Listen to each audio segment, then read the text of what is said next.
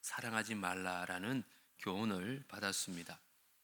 오늘 본문을 통해서 다시 한번 사도 요한은 우리가 꼭 경계해야 될 것이 있다고 가르치고 있습니다.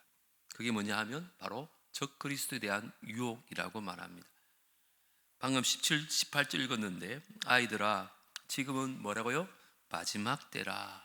적그리스도가 오리라는 말을 너희가 들은 것과 같이 지금도 많은 적그리스도가 일어났으니 그러므로 우리가 마지막 때인 줄 아노라. 마지막 때가 되면 주님도 다시 오지만 적그리스도가 많이 나타난다는 거예요. 이게 중요한 몇 가지 단어가 있는데 먼저는 마지막 때라는 단어입니다. 성도들은 우리가 마지막 때를 살고 있다는 것을 늘 자각해야 됩니다. 여러분 초대교회가 많은 핍박이 있었는데도 어떻게 성령 충만한 삶을 살았는가? 그들은 이 재림 신앙을 갖고 있었기 때문에 그렇습니다. 내 생애 가운데 우리 예수님 오실 수 있다. 늘 그걸 마음에 가지고 살았기 때문에 그들은 삶 속에서 여러 가지 어려움과 고통과 시험을 이겨낼 수 있더라는 것입니다. 오늘날 저와 여러분 어떻습니까? 말은 마지막 때 그러지만 진짜 마지막 때인 것처럼 생각이 되시나요? 아이고 목사님 마지막 때라 그러는 게 2000년 전인데 아직까지 안 왔는데 뭐. 여러분 그렇지 않습니다. 하나님 옆에서는 천년이 하루 같고 하루가 천년 같아요. 그래서 오늘날을 마지막 때 가운데 마지막이라고, 한자로 뭐래요? 말세지 말이라 이렇게 말합니다. 주님 오실 날이 얼마 남지 않았습니다. 마지막 때인 줄 자각하며 살아가는 여러분 되시기를 주님으로 축복합니다. 그런데 마지막 때 징조가 뭔가라는 것입니다. 18절에 보니까 적그리스도가 등장한다 이렇게 말합니다. 적그리스도 많이 들어보셨죠? 영어로 말하면 안티크라이스트입니다. 안티라는 말 있잖아요. 예수님에 대한 안티라는 뜻이에요. 예수님을 대적하는 자, 혹은 예수님으로 가장해서 성도들을 미혹하는 자를 안티크라이스트, 적그리스도라 이렇게 말합니다. 인류 역사 가운데 마지막 때에 성경에 보면 적그리스도를 한 세 가지 내지 네 가지로 묘사합니다. 먼저는 작은 뿔, 두 번째는 멸망의 자식, 세 번째는 짐승 또는 불법의 사람으로 묘사하는 적그리스도가 등장합니다. 그때뿐만 아니라 사실은 예수님의 초림 이후에 계속해서 지금까지 수많은 적그리스도들이 나타나고 지금도 활동하고 있습니다. 세 번째 중요한 단어는 오늘 18절에 기록된 대로 아이들아라는 호칭입니다. 아이들의 특징이 뭡니까? 쉽게 속아 넘어간다는 것입니다. 요즘은 좀 덜한데 옛날에는 아이들에게 사탕 하나만 줘도 쉽게 넘어옵니다. 그 유괴 사건이 번번이 일어나지 않습니까? 이와 같이 오늘날 성도들도 우리가 영적인 어린아이와 같이 사단의 유혹에 쉽게 넘어갈 수 있는 연약한 존재라는 것을 깨달아야 된다는 거예요. 2000년 전부터 시작된 이 적그리스도의 공격이 예수님이 재림하는 그날까지 계속해서 거세지고 있습니다. 성도들을 향하여 불화살을 쏘고 있다니까요. 이 무방비 상태로 했다 보니까 그게 다 넘어지는 거죠. 오늘 적그리스도들이 그리스도인들을 어떻게 유혹하는지 오늘 말씀을 꼭 살펴보시고 우리는 어떤 일이 있더라도 원수 마귀의 시험에 넘어가지 않고 끝까지 믿음을 지킬 수 있는 남부의 모든 성도들 되어지기를 주 이름으로 축복합니다. 먼저 적그리스도는 교회 공동체를 분열시키려고 합니다. 우리 가운데도 충분히 그럴 수 있습니다. 이건 적그리스도의 정체입니다. 자, 19절 우리 다시 한번 읽겠습니다. 시작.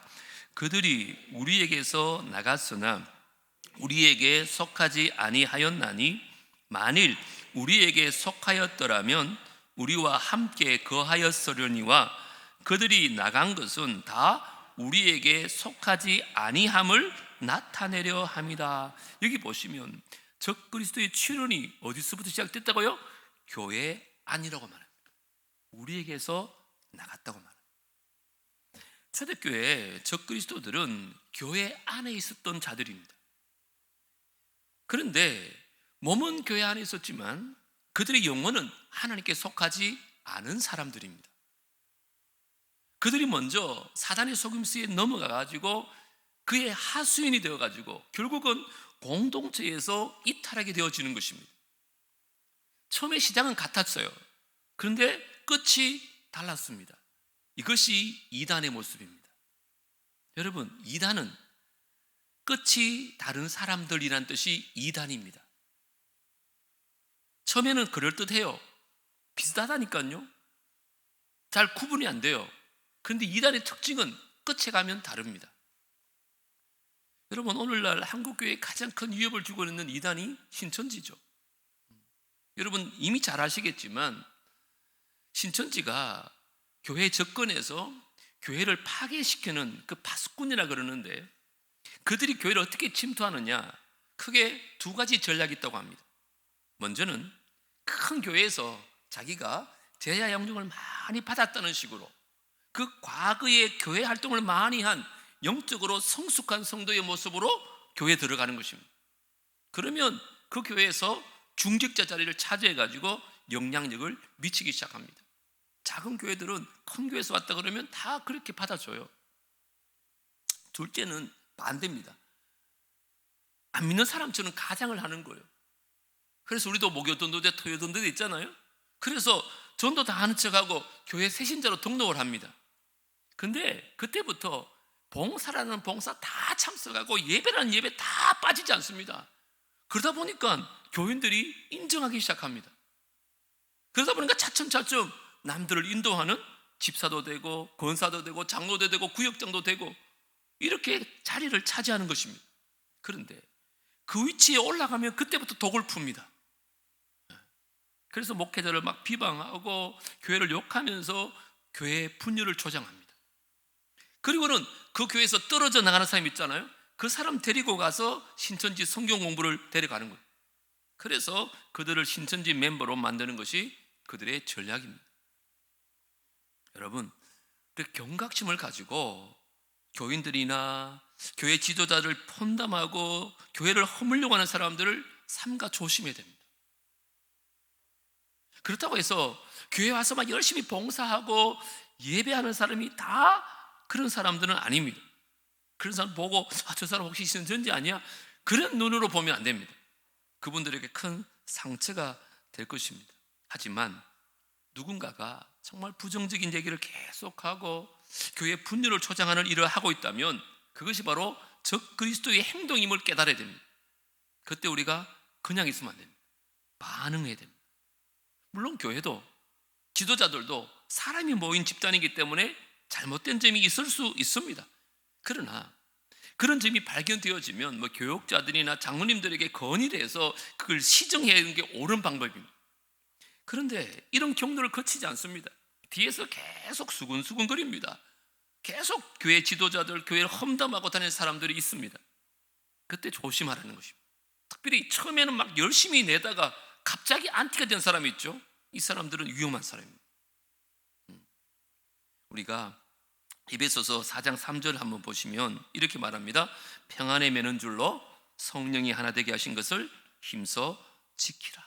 우리가 영적으로 깨어 있어가지고 교회가 평안의 줄로 하나 된 것을 힘써 지켜야 되고요. 근데 적그리스도는 교회를 분열시키는 것입니다. 지혜로운 성도들 되셔서 적그리스도를 잘 분별할 수 있는 우리 남북교회 되어지기를 주의 이름으로 축복합니다.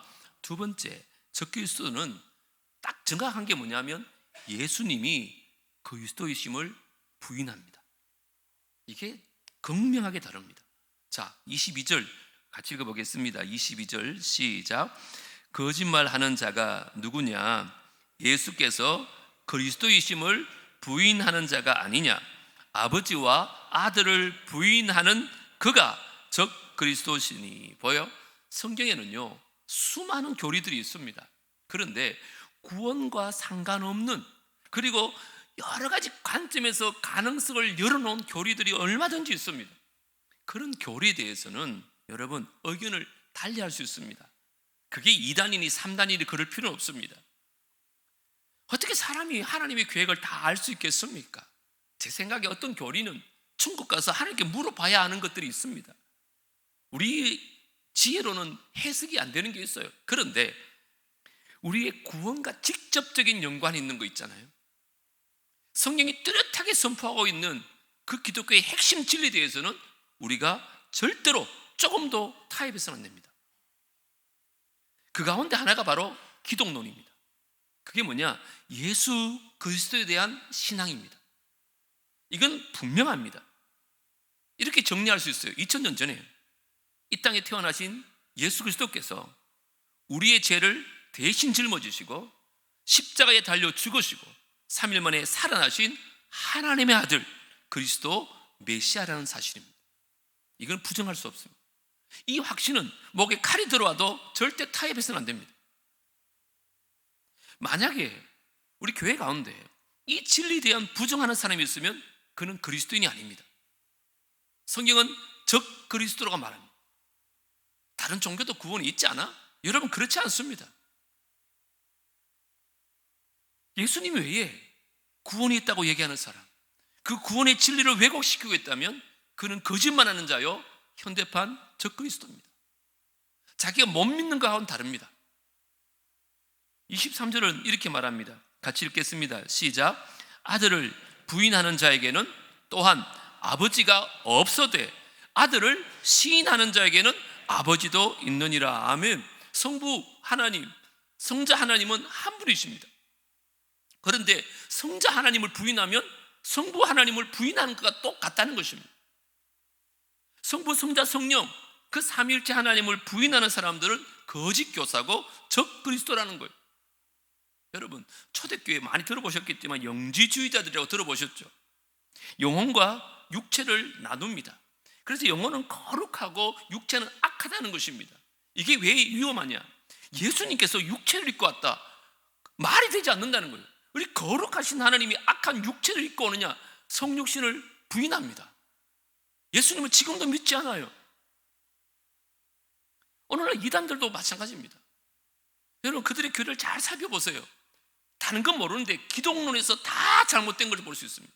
자칭 예수라 그럽니다. 여러분, 예수 그리스도를 신으로 인정하는 것들은 이런 세상이 많습니다. 하지만 하나님의 아들이요 우리를 구원할 수 있는 유일한 메시아 되심을 인정하지 않는 것, 그게 이단입니다. 예수 외에도 있다는 것. 모슬림도 마찬가지입니다. 여러분, 예수는 하나의 선지자입니다. 알라와 똑같은 동급의 선지자로 생각해요. 이단입니다. 그런데 여러분, 재림 예수로 들어봤죠? 재림 예수. 우리는 도저히 그게 어떻게 믿어지나 싶죠. 근데 그분들은 믿습니다. 여러분. 심지어 눈에 보이는 이만희도 재림 예수로 그러잖아요. 근데 우리가 성경에 보면, 마태복음 보면 분명히 말하거든요. 그때에 인자의 징조가 하늘에서 보이겠고 그때에 땅의 모든 족속들이 통곡하며 그들이 인자가 뭐요? 구름을 타고 능력과 큰 영광으로 오는 것을 어떻게 한다요? 볼 것입니다. 다 보게 되어 있어요.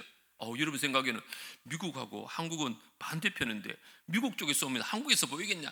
그거 우리 생각입니다. 여러분, 다 보입니다. 다. 그가 큰 나팔 소리와 함께 천사들을 보내리니 그들이 그의 택하신 자들을 하늘 이 끝에서 저 끝까지 사방에서 다 모읍니다. 예수님 재림하실 때 구름 타고 오시는 것을 온 세계 만민들이 다 본다 그랬어요. 그때 주 안에서 이미 죽은 성도들이 몸이 먼저 일어납니다. 그래서 생명의 몸으로 예수님과 함께 영광스러운 몸으로 결합되어져서 살아나는 거죠.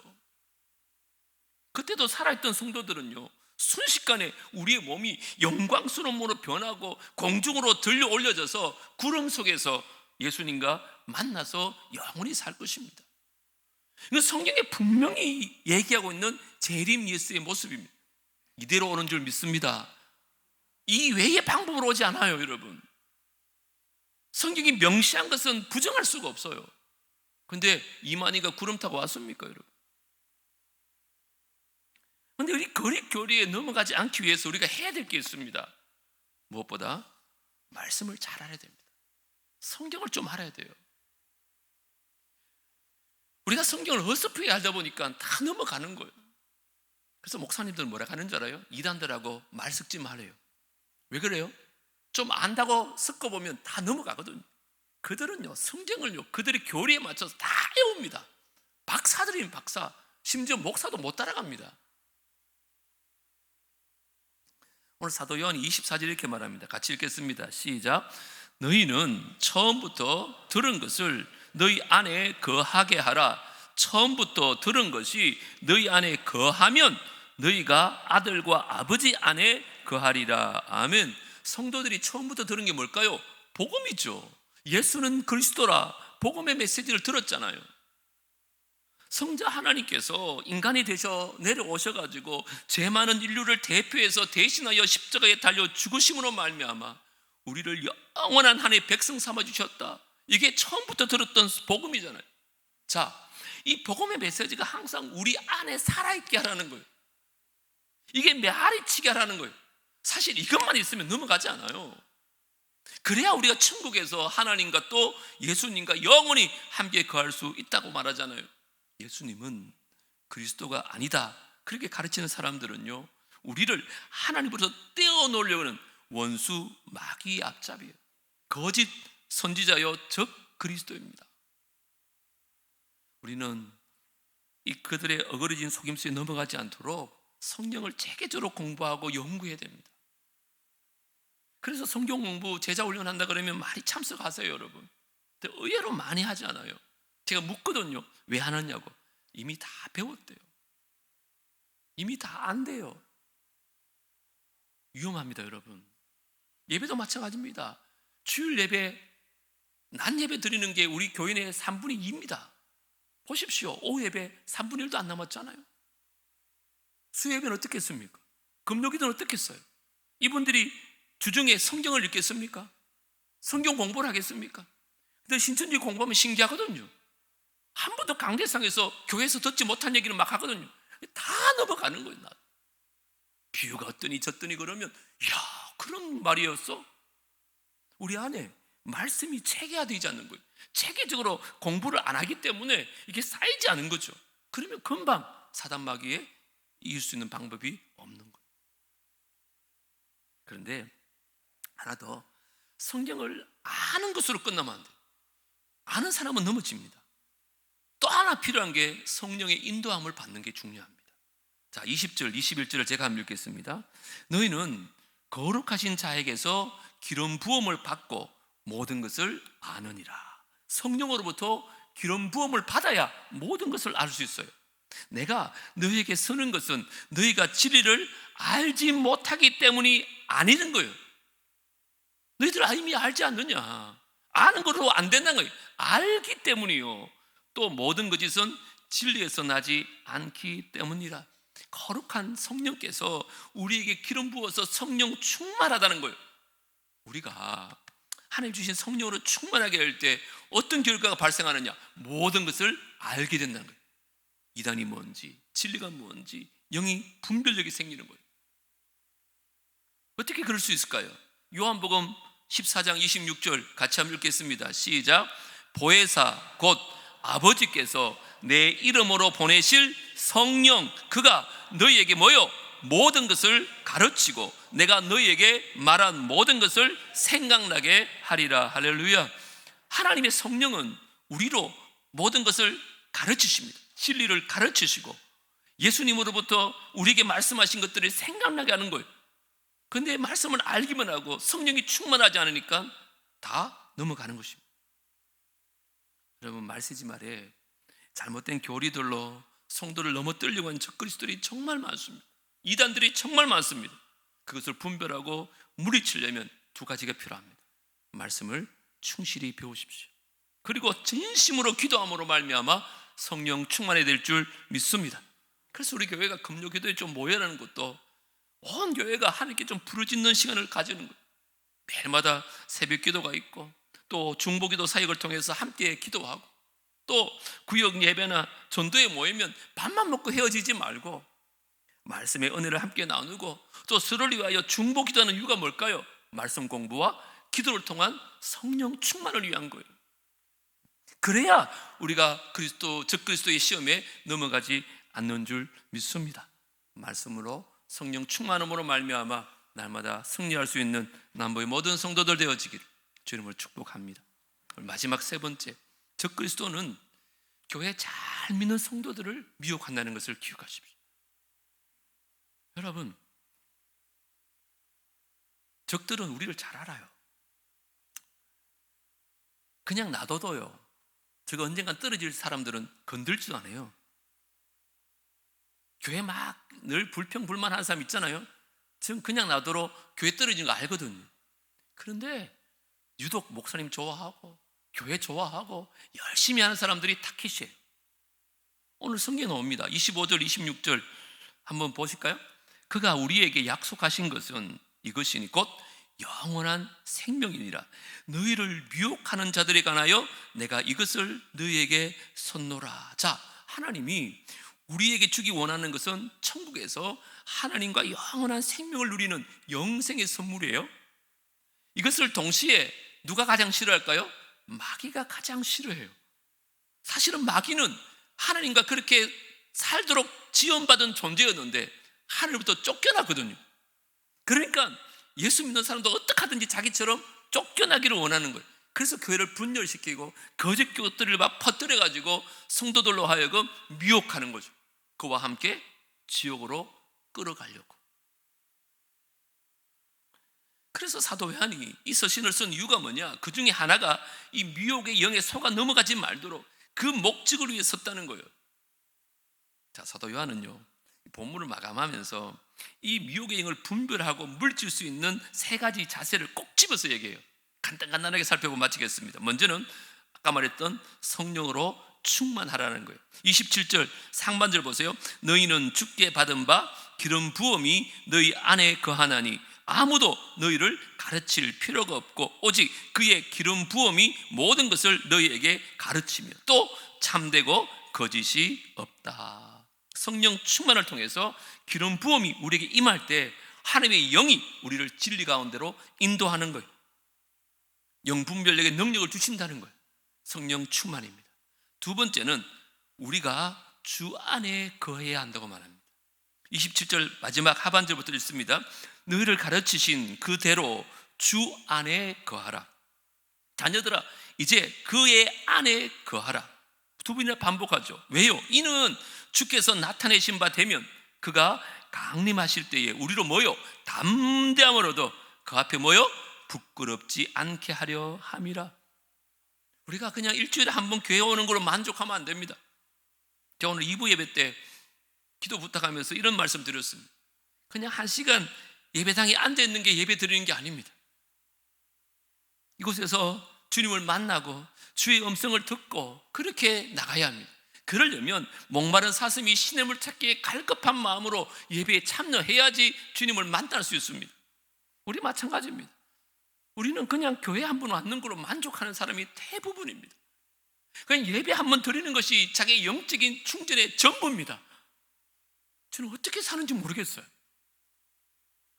이런 말씀 죄송한데 저희 부부는 요즘 매일마다 가정 예배를 드리거든요. 처음에 한 5분 10분 하다가 요즘 막 성경도 3장씩 읽고 기도하다 보니까 막 1시간 넘어가더라고요. 이런 생활을 하다 보니까 야, 하루를 기도하지 않는 사람은 어떻게 생활할까 그런 마음이 들더라고요. 여러분 하루 24시간 안에 우리가 주님 안에 거하는 시간이 얼마나 되십니까? 솔직하게 드라마 본다고 연속극 본다고 운동한다고 시간 다 뺏기고 주님과 동행하는 삶이 거의 없어요.